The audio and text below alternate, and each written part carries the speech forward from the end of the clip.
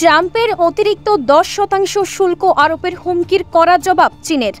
বিস্তারিত দেখুন অগ্রযাত্রা ডেস্ক রিপোর্টে। আমেরিকা বিরোধী নীতির সাথে যোগ দেয়া দেশগুলোর বিরুদ্ধে অতিরিক্ত 10% শুল্ক আরোপের ট্রাম্পের হুমকির প্রতিক্রিয়া জানিয়েছে চীন। চীন বলেছে ব্রিক্স গোষ্ঠী সংঘাত চায় না। সোমবার চীনের পররাষ্ট্র মন্ত্রণালয়ের মুখপাত্র মাও নিং বলেছেন, শুল্ক আরোপের বিষয়ে চীন বারবার তার অবস্থান জানিয়েছে যে বাণিজ্য ও শুল্ক যুদ্ধে কেউই বিজয়ী হয় না এবং প্রোটেকশনালিজম কোনো অগ্রগতির পথ দেখায় না। রয়টার্সের প্রতিবেদনে বলা হয়েছে, চীন রাজনৈতিক বল প্রয়োগের মাধ্যমে শুল্ক ব্যবহারের তীব্র বিরোধিতা করেছে।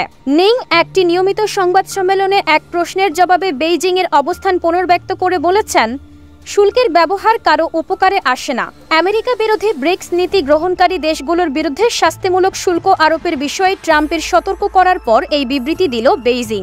রোববার ব্রাজিলে অনুষ্ঠিত ব্রিক্স 2025 শীর্ষ সম্মেলনের পর ট্রাম্প এই সর্বশেষ হুমকি দিয়েছে, যেখানে সদস্য দেশগুলো ইরানের সামরিক ও পারমাণবিক স্থাপনাগুলোতে মার্কিন ইসরায়েলের হামলাকে অবৈধ বলে নিন্দা জানিয়েছে। এটি পশ্চিমা সামরিক পদক্ষেপের ওপর ব্রিক্সের সবচেয়ে জোরালো যৌথ নিন্দাগুলোর মধ্যে একটি।